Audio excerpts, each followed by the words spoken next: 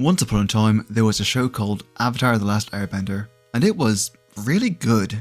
The show blew past any and all competition by telling the story of a small group of friends traveling the world while learning magic martial arts and life lessons and fighting against the growing threat of imperialism. The story, while not entirely unique in concept, managed to work so astoundingly well by, first and foremost, being about the characters, about their growth and quirks and the interpersonal dynamics that made their slowly growing rebel alliance so intensely engaging and fun. And while far from perfect, the show ended up setting the bar in a lot of people's minds as to what made an animated show great. In the years since it ended, many people have been looking for the next Avatar, by which I mean the next great generation-defining animated action-adventure show, and many creators would take inspiration from it as well. From Steven Universe to RWBY to The Dragon Prince, many shows would try to fill that new role, but all would ultimately fail. And that's not to diss any of the shows mentioned, they just didn't end up being what Avatar was. Even The Dragon Prince, which was largely created by the same people as Avatar, couldn't really measure up to its more successful, popular and far more handsome older brother, kind of like how its sister never managed to. The Legend of Korra was penned as a direct sequel to The Last Airbender, set in the exact same world and with several of the exact same, albeit far older characters. Korra also never managed to live up to the legacy of Avatar, and there are a lot of reasons why, but I think the biggest reason simply comes down to the characters. Like I said, The Last Airbender was a very character-focused show, and Korra's characters simply didn't have the same appeal, which is a shame because I honestly really liked most of them. And I feel like they never really lived up to their potential. So let's fix that, shall we? Because I just rewatched the entire series, and now that I'm a YouTuber and therefore powered by hubris, I think it'd be fun to give the characters their due. So please, join me as I examine the 4 members of the crew, look at where they succeeded and where they failed, and tell you what I'd do to fix them, if I were hypothetically in any position to have anyone listen to me. Because I think the crew deserved better, and I'm just not getting anything else done until I work out my feelings on this flaming mess of a show. Let's do this. Oh, and spoilers ahead, if you care. Go watch the show if it bothers you that much. Also, I'll be focusing on the main 4 characters in this video, and probably going into the villains and supporting cast in their own videos, okay? Okay. Alright, on to the crew.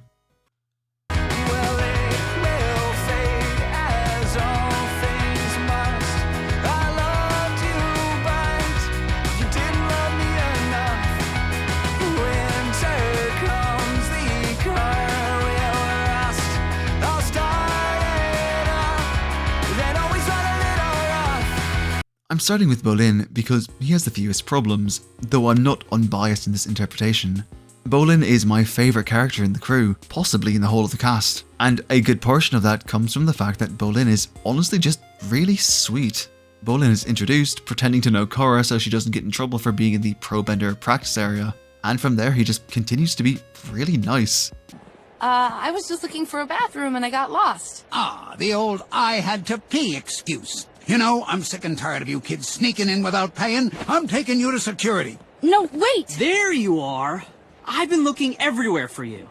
It's all right, Toza. She's with me. Yeah, I'm with him. So, you see, we're together. Well, not together, more like friends. Right, friends. No, I didn't mean to imply. Oh, you implied it. The thing about Bolin is that he's kind of the most charming member of the entire cast, both in text and on a meta level. He's generally fairly popular with the fanbase, and other characters really seem to like him, partially because he's just really nice. He's friendly to most people, he genuinely wants to help where he can, and he's also just kind of doofy. He's insanely likable, and it helps that, unlike his brother, he makes a really good first impression.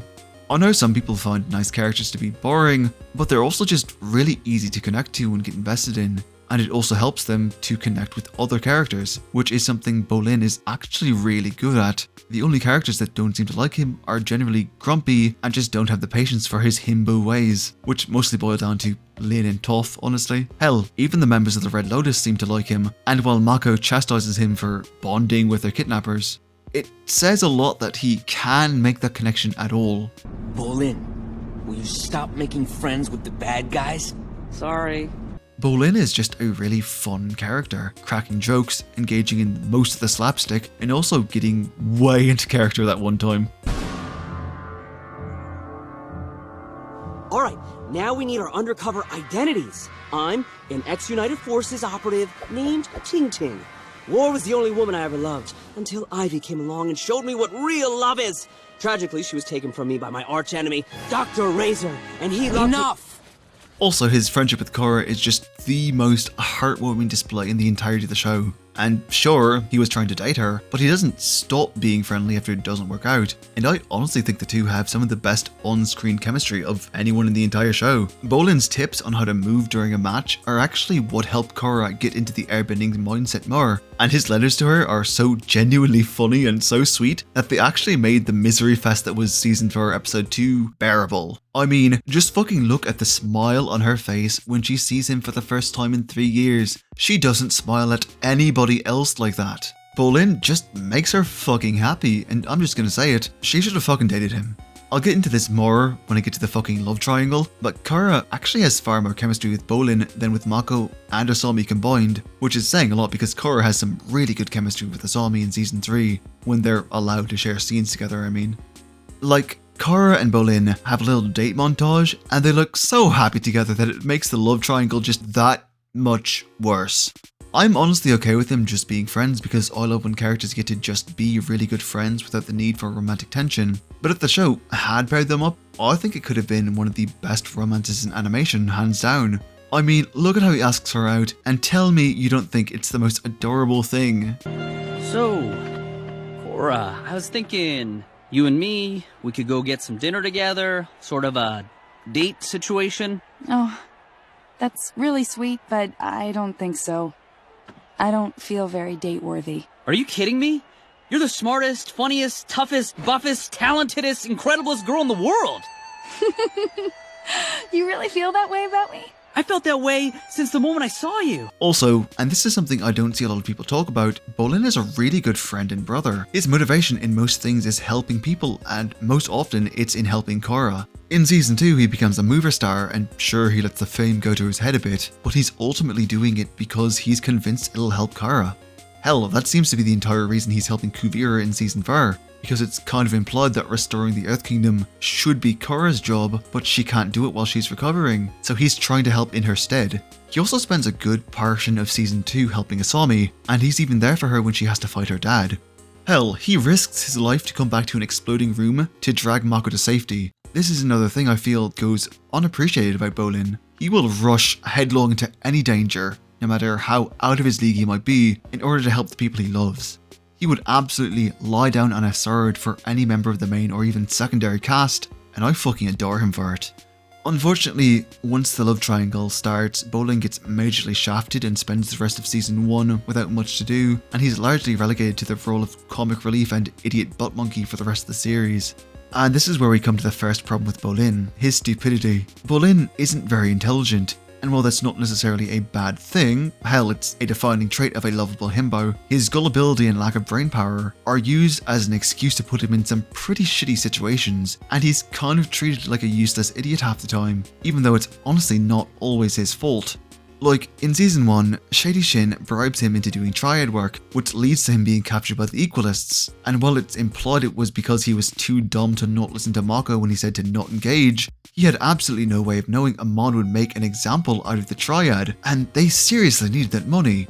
The fact that Mako and Bolin grew up penniless orphans is never really explored outside of passing remarks. But poverty really does change the way you look at the world, and that kind of money would be hard for anybody to say no to, especially someone who grew up with literally nothing. This is, realistically speaking, the real reason Bolin loses himself in the bliss of living in Asami's mansion and being a mover star. Because when you're used to nothing, and you're suddenly allowed everything you could hope for, it hits so much harder. Honestly, there aren't many things I would change about Bolin himself because he's actually really good. What I would do, however, and I'm going to get into this way more when I talk about Mako in a little bit, is explore his relationship with his brother more, because Bolin was essentially raised by Mako, and the lasting influence of that situation should have been explored by the writers. Like, Bolin is at his most fucking insufferable when he's flirting with Ginger and then later Opal for a bit, and he says it's because he's nervous, and this would have been a golden opportunity for him to say that he tries to be more like Mako in situations like that because he looks up to his brother and thinks he would know best. Bolin obviously adores his brother, and it's a relationship that should absolutely be explored more. There is one more thing I would change, and it's a big one, but I do want to comment on Bolin as a bender first, because I do like what they've done with him. For most of the series, Bolin honestly isn't a particularly powerful bender. He doesn't move as much as other benders, and until he gets his 11th hour power up, he can't really do anything particularly flashy either. He is, however, hugely skilled and, rather uniquely for an earthbender, incredibly precise. Bolin's accuracy and actual skill are his greatest assets, to the point that even before he learns to lava bend, he has some of the most impressive feats for a non-avatar bender in the show. He's able to reliably bank shots off the ropes in the ring, stun Pali with a pebble, and even manages to trounce 3 waterbenders in Season 2 with nothing but the pro bending pucks without any outside help.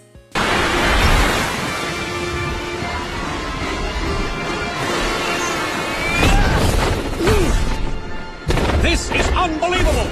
Bolin is bending 2 full stacks of Earth discs at once, which would normally be illegal. But then again, he's fighting 3 waterbenders, so all rules are out the window! The funny thing is, while he spends every encounter in Season 3 getting owned by Gazan because lava is just that fucking dangerous, the moment he faces him with the same bending ability, he proves that Gazan has largely been getting by on the sheer destructive power of lava bending as a whole, because even though Bolin has only been able to lava bend for like 2 hours, he's fully capable of stalemating the bastard until Mako gets back, showcasing that, when put on even footing, Bolin's sheer skill gives him a definite edge. Look, I'm just saying that Bolin deserves more respect. Finally, and on a more serious note, I want to talk about Season 2, specifically his treatment at the hands of Eska. So in Season 2 of Korra, Bolin gets into a relationship with Korra's cousin Eska, and Brook treats us to hilarious and wacky hijinks as Bolin struggles to find his footing and ultimately decides it's just not going to work out, because realistically speaking, she's treating him like shit. God, what a charming and comedic relationship the two have. Isn't it just so funny how terrified of Eska Bolin ends up being? Look at how none of his friends take his distress seriously. Isn't this peak comedy? Bryke sure has given us a real romantic comedy delight in this season. Except there's just one teensy, weensy, itty bitty little problem with it. Abuse isn't fucking funny. Bolin's abuse, and make no mistake, Eska's treatment of him is straight up abusive, is treated like a fucking joke, and that is absolutely fucking abhorrent. The entire thing is treated like we're supposed to be laughing at it, and all the characters, even Mako, who's supposed to care about his brother, have an air of, oh, that Bolin, about the whole thing, and it's awful. Just straight up fucking awful, and Bryke should be fucking ashamed for it. Look, it's an actual problem in real life that people don't tend to take the abuse of men and AMAB people seriously. They get ignored or laughed at, or the whole thing is treated as a failure of their masculinity, and it's unfair and fucking horrible. And I'm not going to sugarcoat this, Eska's treatment of Bolin is absolutely abusive. She treats him like a slave, runs him ragged on a whim, refuses to let him hug Korra, and tries to force him to marry her and move to the Northern Water Tribe with her. And all the while, Bolin's very real distress is treated like a joke. To the men in my audience, if you are being treated like this by your own partner, you are being abused and you need to get away from them. Look, I'm an abuse survivor myself, and while I'm very sensitive to things like this, I'm not the only one to criticize the show for treating Bolin this way. The abuse of men, whether by a romantic partner or not, is a serious issue, and it's definitely something that should be talked about more, just clearly not by people like Bryke who obviously think it's just fucking funny. So how would I fix this? Well, I'm actually going to split the fix between Mako and Bolin, because I think there's real potential for character exploration and growth here, if only the writers were taking it seriously. I'm going to bring this up again when I talk about Eska in the video on the supporting cast, but for now let's focus on Bolin. First of all, I wouldn't portray this as comedic in any way. I'd showcase Bolin's growing desperation as he tries and fails to get away from Eska, and I'd at least partially tie his inability to do so to his desire to not hurt her, since Bolin is just really nice and that's the kind of thing he'd worry about.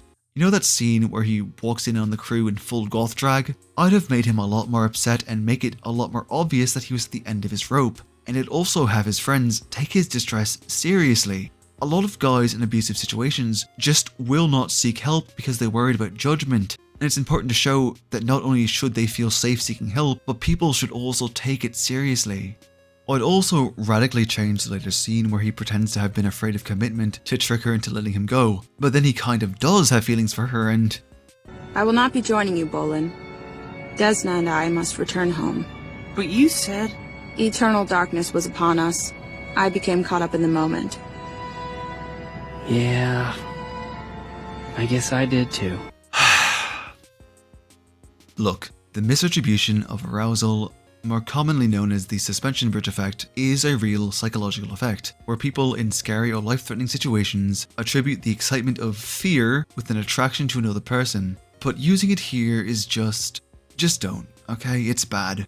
What I would do is have Asuka confront him about leaving her at the altar, and have him just admit that she scares him, and that the way she treated him was fucking awful. I'll expand upon this when I do get to that other video, but I largely attribute Asuka's behaviour to having learned it from her father, and I think this would be a good time for her to come to terms with the fact that she was becoming someone like him, someone who would have left Desna to die in the spirit world, and make her realise that she needs to change. You wouldn't even have to change her personality all that much, just emphasise that she doesn't want to be that kind of person, and I'd have her apologise and set him free. I think the whole thing would send an important message, that it's important to seek help when you're being mistreated, and that if you're someone who has mistreated others, you can change for the better. As a bonus, I'd actually make this scene in season 4 where they meet up again a little tense, with Bolin still looking a little scared and her apologising again before he thanks her, to demonstrate how much he's healed and how she's grown in the intervening years. Look, I'd just like to see some actual care put into these characters. Is that too much to ask? So yeah, that's it for Bolin. Now on to the lesser brother. I said I was an honest man, you said I wasn't at all, but I wanted it. Well, I think you're just afraid of the fall, but you won't be there at all, no, you won't be there. Oh my God, I hope you're falling apart. My God, I hope you're falling and you. Oh my God, I hope you're falling apart. It's gonna be the start of what you are. Okay, level with me, viewer. Does anyone actually like Mako? Anyone who doesn't just think he's hot? Because I don't know anyone who does, and the reasons why seem to be pretty universal. And the thing about Mako is that I actually think he had a lot of potential. It's just that all of it was sacrificed on the altar of being the least interesting member of the world's worst fucking love triangle. I think the biggest problem with Mako is that he just doesn't have a personality in the show. Actually, Raiden, he's a broody loner. That's his personality. No, that's his archetype. A personality is things like motivations, likes and dislikes, hopes, dreams, a favourite food, things that make up who someone is. Do me a favour and list 3 things Mako likes besides his brother, his scarf, and the girls he dates. See what I mean? This is actually the source of Mako's issues, because aside from being a broody asshole, he's so lacking in character that he doesn't really have a place in the story outside of being part of the fucking love triangle. I mean, his introduction is literally just him being rude to Korra, winning a pro bending match, and then being rude to Korra again, and his attitude just doesn't change throughout the entirety of the first season. And this is a problem because his primary role in the entire plot is to be a love interest for the 2 main girls, but he doesn't give the impression that he's invested in either one of them. He gets run over by Asami, goes on a date with her, gets sponsored, and then...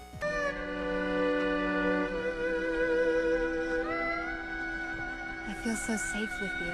Where the fuck did that come from? The first time I watched the show, I was thoroughly convinced that I just missed something, because I'm hugely infamous amongst my friends and family for being utterly fucking oblivious to romantic intent, but everyone else I talked to has felt the same way. And his feelings for Korra pop up just as quickly and twice as out of nowhere, because the two just don't get along at all outside matches. They barely even feel like friends at this point, and I'm supposed to believe they're in love? That she's in love? With this? Did Bryke hit their heads when they were writing this? Mako just blends his way into one relationship and then another, and the only reason is because Bryke wanted a love triangle. Actually no, I think the real reason Bryke pushed this so much is because they were aware of the Zutara shipping situation and thought they could capitalize on the same good girl, bad boy, fire and water dynamic, but ran up against their lack of relationship writing chops. This is even worse in season 2, because Mako actually does seem to be trying to be a good boyfriend to Korra, but because Bryke either doesn't like women or just can't write compelling relationships, Korra's just turned into a jerk for no reason. What do you think I should do? I guess you should do what you think is right. I support whatever decision you make. Oh, thanks. That's a big help. Thought you wanted me to be supportive. Now you want me to tell you what I think? Make up your mind. Oh. Just forget it. This is the only time I'm ever on Mako's side in the romance subplot, and that's only because Korra's acting so out of character. Of course, the worst comes when the two break up. Mako starts dating Asami again, And then Korra gets amnesia and this happens. I got attacked by a dark spirit, and I lost my memory for a little while. Maybe it hasn't all come back yet. Was it a bad fight?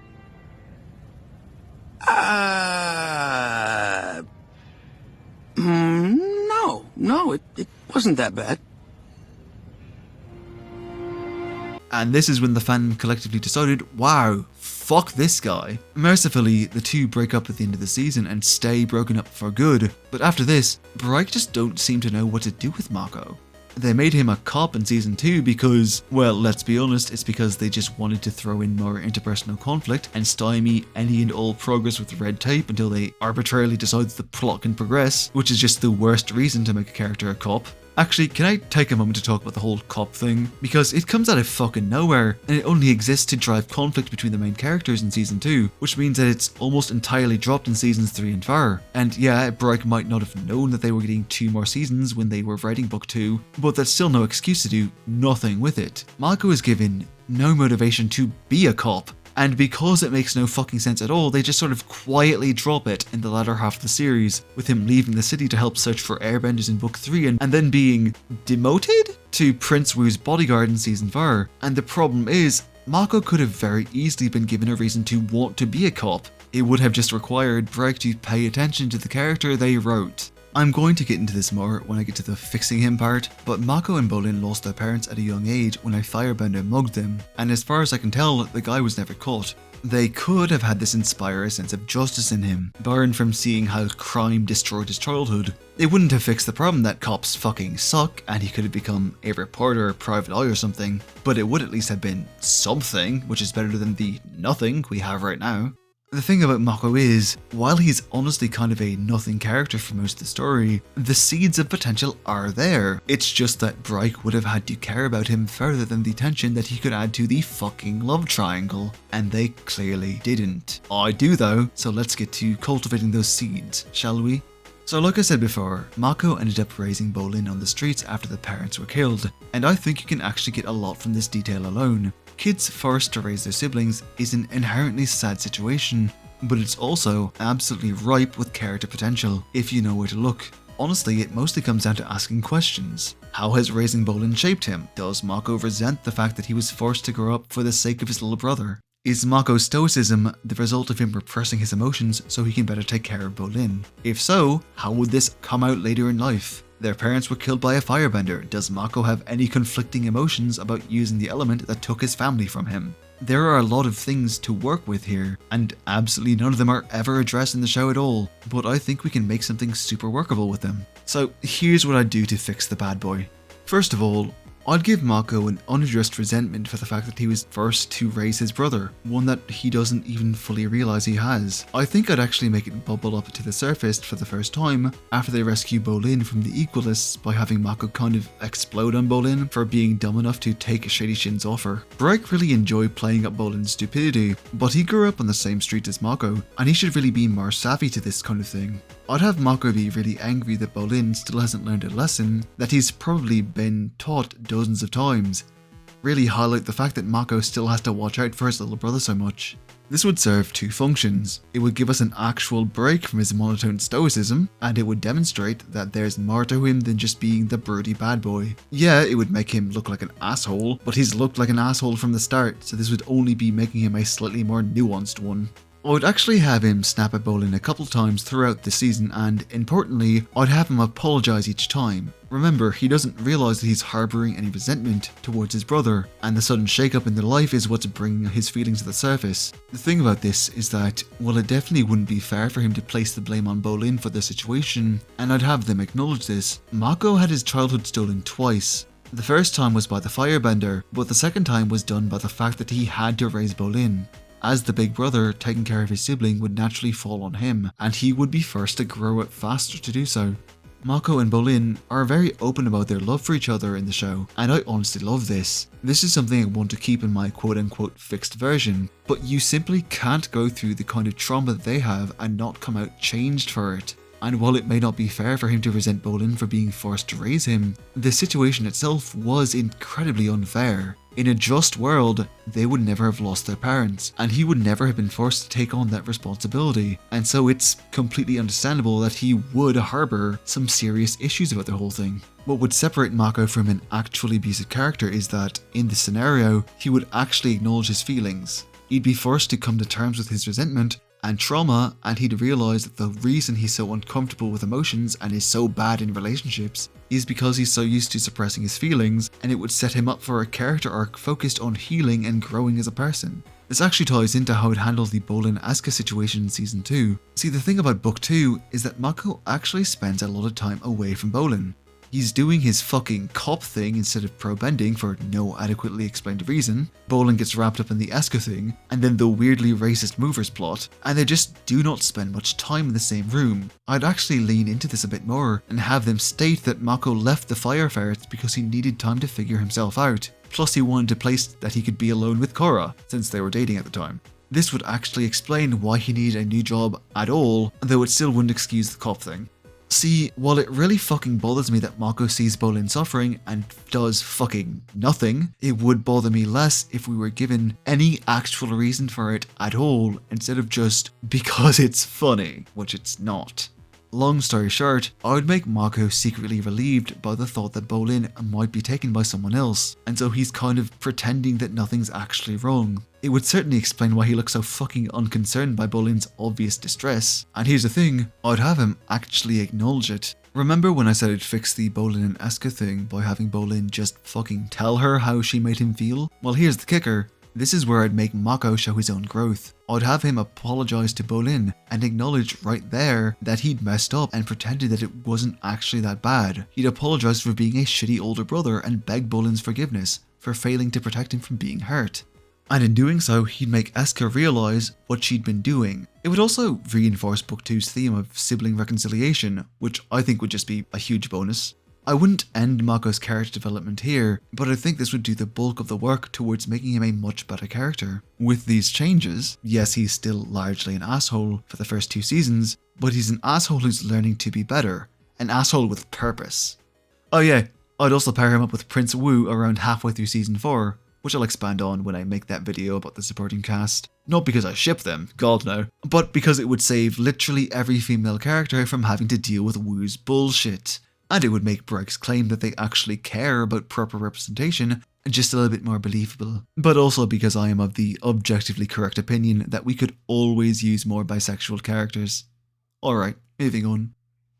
That when I talk to you, won't you bear what's right through and shoot fire through my heart?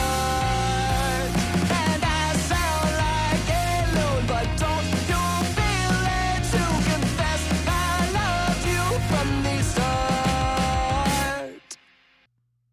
Okay, so Asami is kind of weird to talk about, because a lot of her problems come down to 2 things. 1, she was originally supposed to be a mole for the Equalists, but Bryke liked her so much that they decided to keep her as an ally. And 2, her problems largely come down to the fact that Bryke are just fucking weird about women in this show. The first point doesn't really affect much, but the second is an actual problem because Bryke are really fucking weird about women.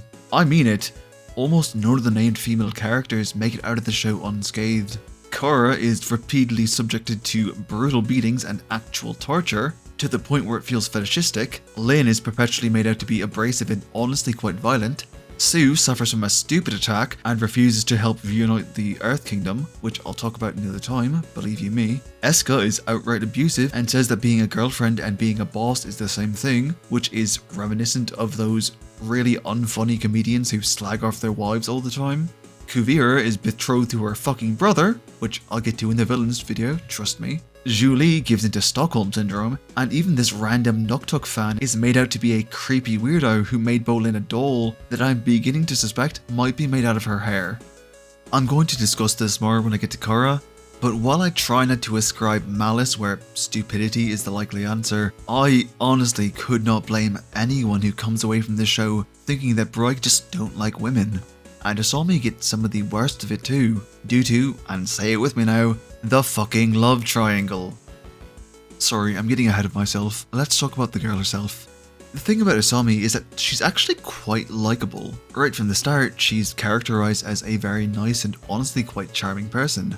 A far cry from what you'd expect from a rich girl. Her introduction involves her hitting Mako with her scooter, which is a strong and satisfying start, and first impressions are really good, as she apologizes, treats him with respect, and even offers to buy him dinner as an apology, all on her own dime. She even buys him the clothes necessary to eat there without a hint of judgment towards his financial situation.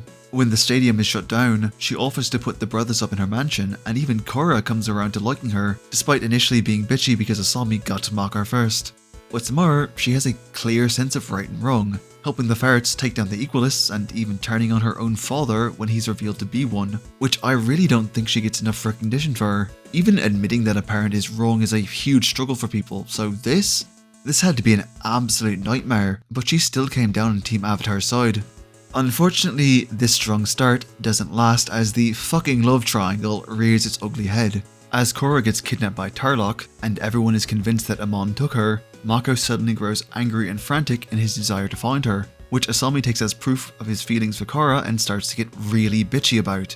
This isn't just the worst fucking time for this, it is also wildly out of character. Like I said, Asami has been characterized as very nice and understanding, so there's no actual universe wherein the same girl would see someone getting upset that his friend was kidnapped and take it as a sign of an emotional affair, which, let me just say, is a fucking stupid concept. Asami isn't dumb, she's actually one of the smartest characters in the show, so there's no logical reason that she wouldn't understand that extreme situations draw out extreme reactions. The other big problem with this is that Mako's reaction to Korra being kidnapped is the only appropriate one, and while the writers want us to see it as proof of his feelings, all it actually does is make you wonder why he's the only one who's actually upset about this. The rest of the cast has their emotional investment in Korra's safety artificially lowered to push the fucking love triangle, and all it does is make them look like assholes. Asami is also quite the asset to the team when the writers allow her to be. As a result of taking self-defense classes since she was little, she's actually one of the best hand-to-hand fighters in the series, and her skills as a driver and as an engineer cannot be understated. Unfortunately, the writers just don't let her show this off very often. Especially not in Season 2, where she spends the majority of the episodes trying to save future industries, only for Varric's schemes to thwart her at every turn, and then she's just sent off at the end so the benders can have their fights without the writers having to think about her at all. Now that I think about it, they do the same thing with her in Season 3. She actually spends a good amount of it with the team, and her solo time with Korra is really good, but she's ultimately just thrown aside from our bending fights. And it's a shame because I really think there's potential for an interesting character arc here, which I'll get to in just a bit. There's also the thing with her dad, which, I'll be honest, well, this subplot with him in Season 1 was actually well done. Season 4 just dropped the ball with him, and it's a shame because Seychelles Gabriel really does a good job conveying the absolute heartbreak Asami feels at this.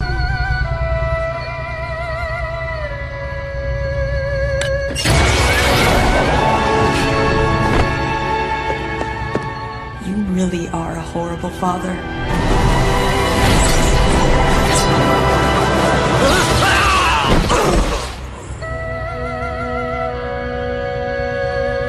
If they'd properly explored this avenue for Asami's character and just let Seychelles do her thing, this could have been one of the most emotionally charged subplots in animation history. There really should have been more done with her relationship to her father throughout books 2 and 3, because the reconciliation and then his quote-unquote tragic death just kind of end up falling flat.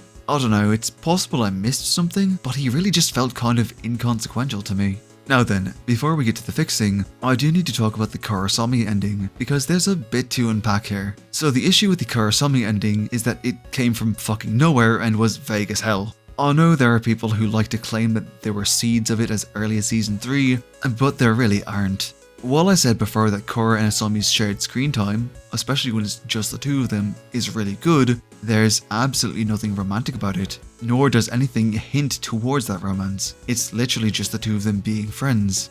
There isn't even anything in Season 4, not until the literal last second, when they walk into the spirit portal together, which was so vague that Bright ended up having to clear everything up on Twitter itself, which, let's be honest, isn't a good look for someone who claims to care about LGBT representation.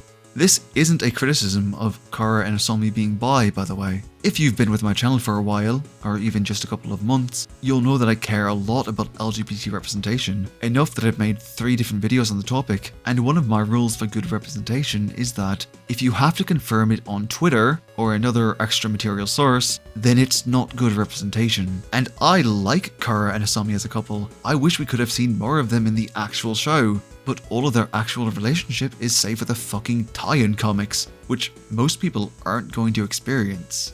Right, and what about the fact that Korra only wrote letters to Asami?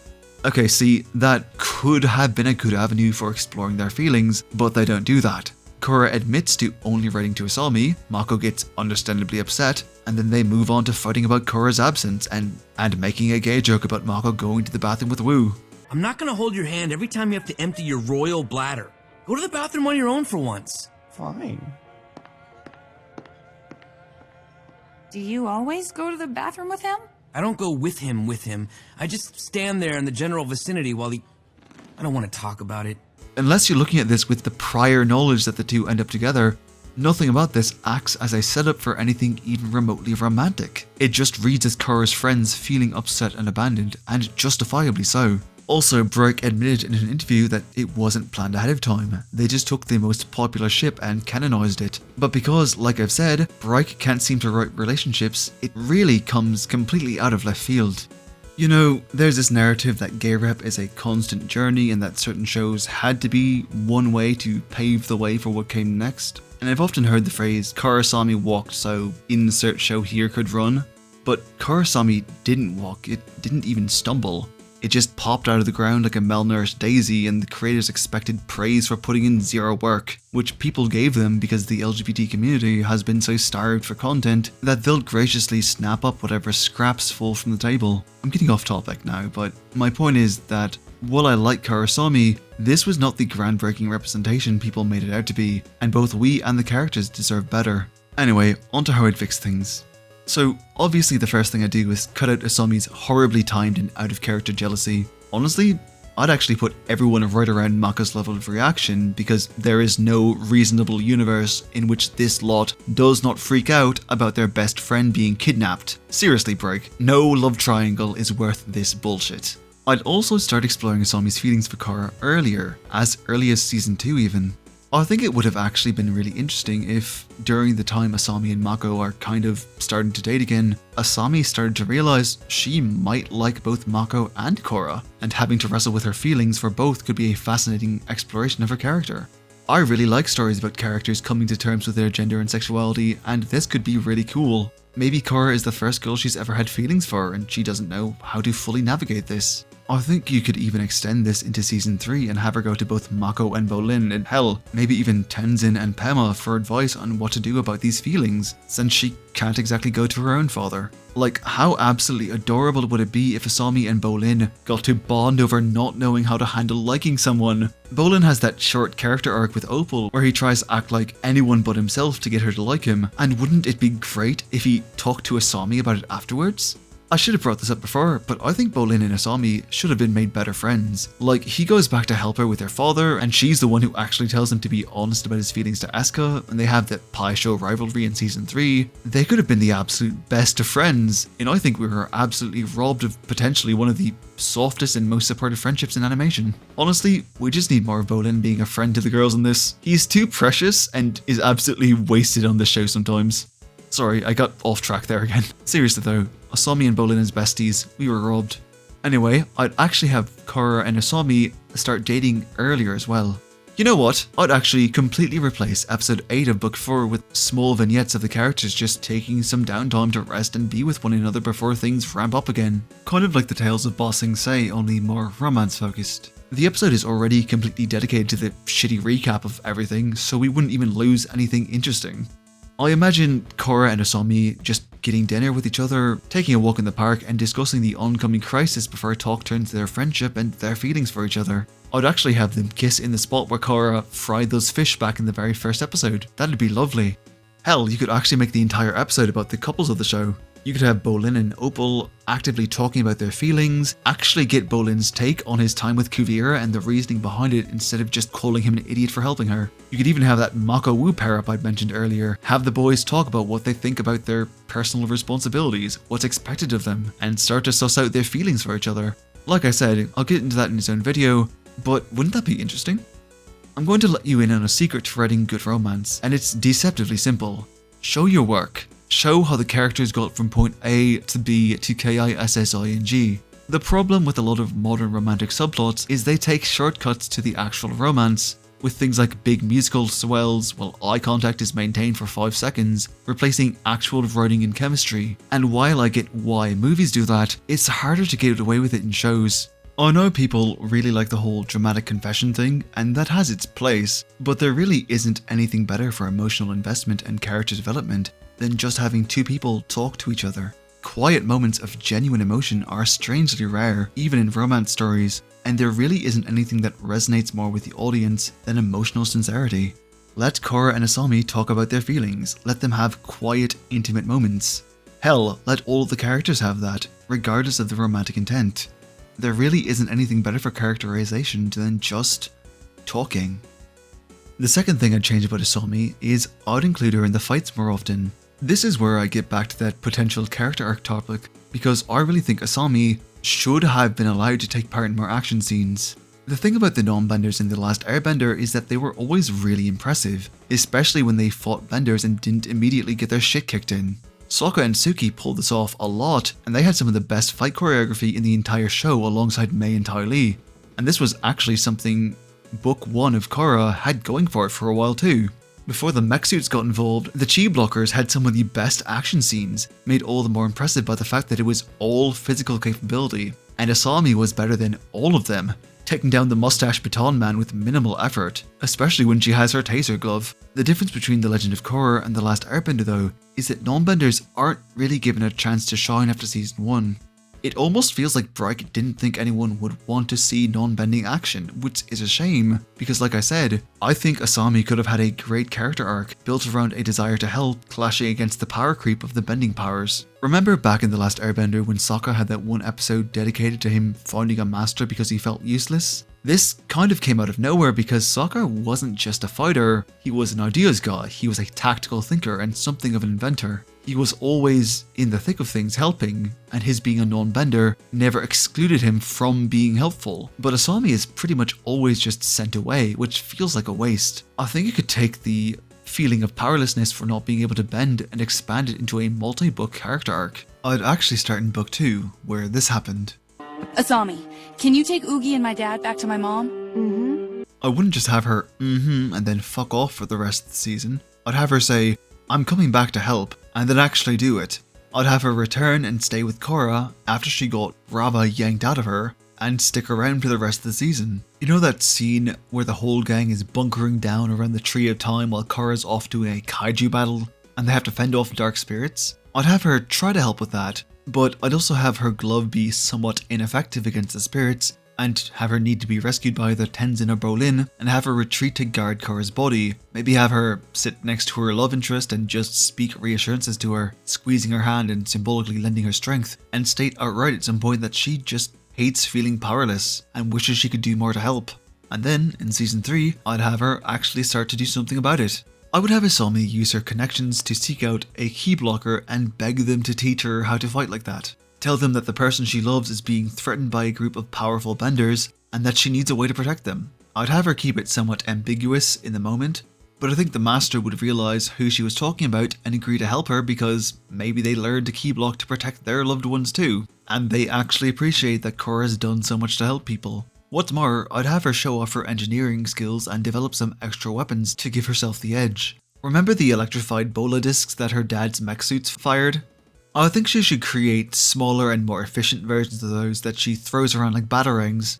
I don't know, I just feel that we barely get to see her inventive side outside of when it comes to vehicles, and it would be just really cool if she could show it off more. Can you imagine how amazing it would be if Asami helped fight the Red Lotus? If she went with him to save Korra and demonstrate that her training was worth it? This could even be brought up in the confession episode, with Korra talking about how impressed she was by Asami's skill and Asami admitting that she did it out of love. And I'd also just really love to see Zahir get a face full of electricity and a few good jabs in the acupressure points. Or hell, she could just help take down the nameless extras that helped supply the poison. She doesn't have to face Zahir directly. I'd just like to see her given the same consideration that Sokka and Suki were given. Let her demonstrate that she's more than just a pretty face and a supplier of vehicles. She's also the Avatar's badass girlfriend, and she should be treated as such. But yeah, that's all I've got for Asami. On to our titular hero.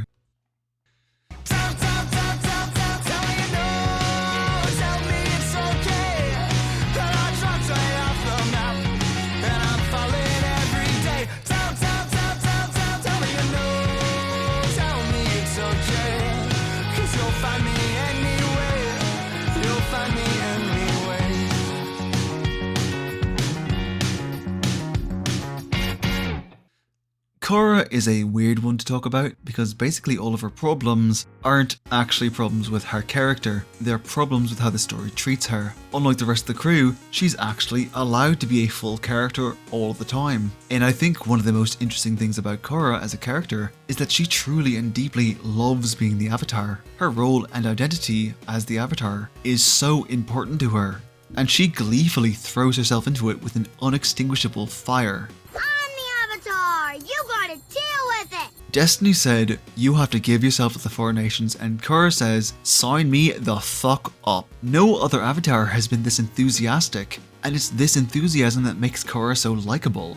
And it's also this enthusiasm that makes the show's insistence on getting in her way such a fucking pain. Korra is constantly surrounded by people who refuse to let her do her fucking job. From Tenzin trying to keep her on Air Temple Island, to her father trying to decide for her that Unalaq can't teach her spirit stuff, to the entire fucking issue of the White Lotus isolating her for the vast majority of her life. Korra is almost never without someone stymieing her progress and not letting her be the fucking Avatar. And it's really fucking annoying, not to mention boring. Lily Orchard really said it best in her recent video on the show. I want to see the cool muscle lady do cool muscle lady things. The problem isn't just that people get in the way, it's that they even actively stole her progress as the Avatar. After the triple threat baby scene, the show cuts to Korra sparring with some firebenders before the members of the White Lotus shit all over her for not being spiritual, and they're such douchebags about it.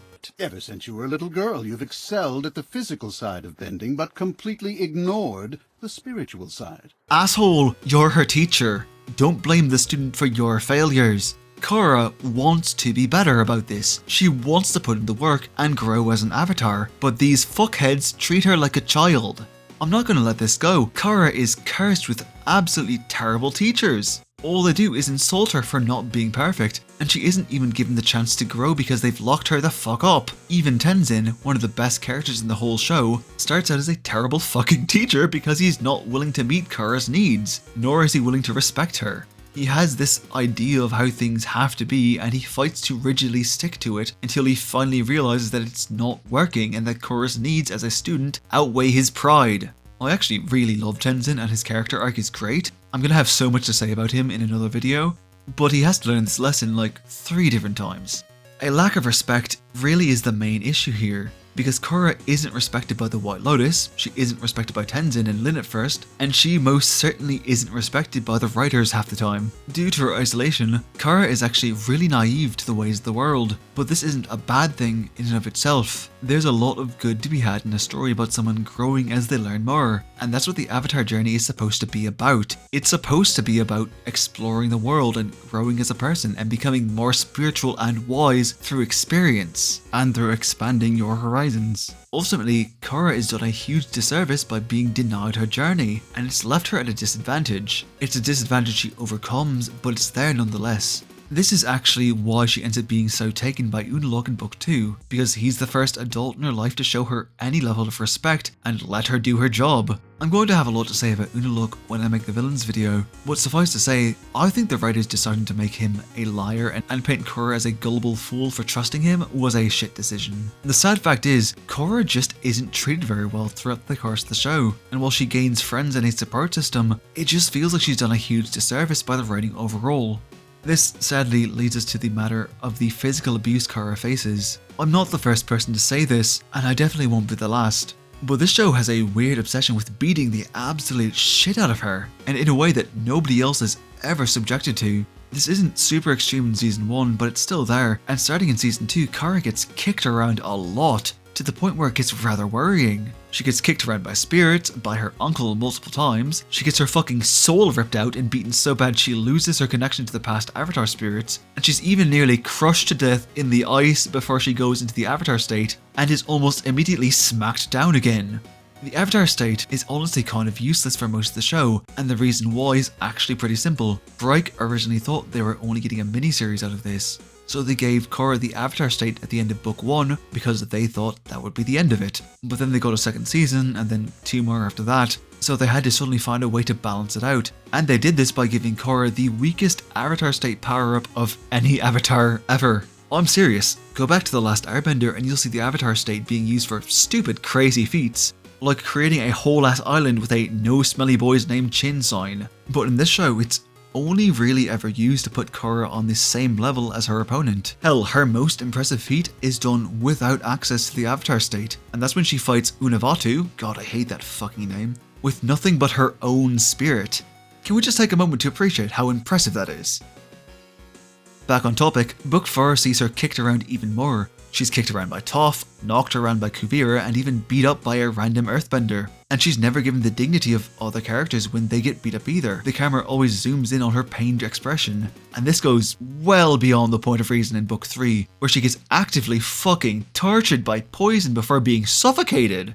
She's beaten so badly she's left in a fucking wheelchair. And it gets to the point where it starts to genuinely feel fetishistic. And my question is, why? Why does Korra need to get beaten every 10 minutes?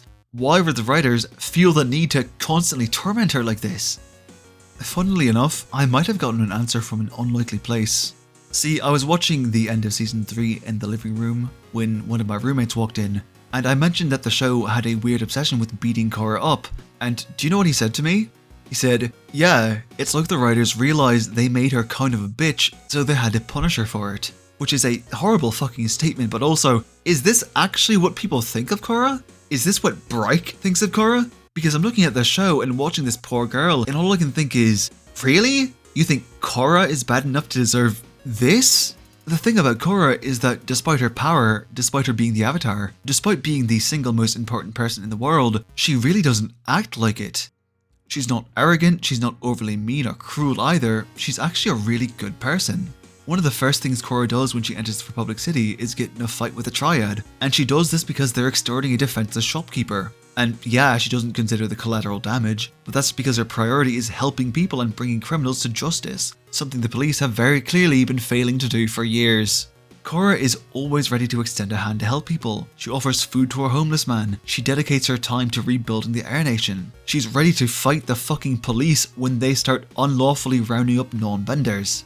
Sure, she's brash and hot-tempered at times, but her heart is always in the right place, and she's dedicated her entire life to helping the people of the foreign nations with more enthusiasm than anyone else, and you expect me to believe she deserves any of this shit? You know, there's this scene at the very end of the show that I think says a lot about Bryke's feelings on this. I know I was in a pretty dark place after I was poisoned, but I finally understand why I had to go through all that. I needed to understand what true suffering was, so I could become more compassionate to others. Fuck you, Bryke. Just fuck you. Korra was never lacking in compassion, and suffering doesn't fucking teach you to be a better person. This is why you fucking locked her in a room with the Zahir and had him gaslight her into the spirit world, isn't it? Because you thought her suffering would make her stronger. I don't know who needs to hear this, but suffering doesn't make you a better person. I know people like to spin it as a hard lesson from God or the universe or whatever, but the fact of the matter is that suffering is just pain. And anyone who hurt you and claimed it was to help you grow was abusing you. Because that's what the writers did. They abused Korra until she broke, multiple times, and she didn't deserve any of it. If I was to change anything about Korra herself, I would honestly make her question if she even wants to be the Avatar anymore, because the kind of torment and trauma she went through in this shit show would realistically have left her with some serious hang-ups about the job. Also, I'd have had her kill Zahir. I'm serious, I'd have wrapped that chain around his neck and popped it the fuck off, but I'll get into that with my villains video.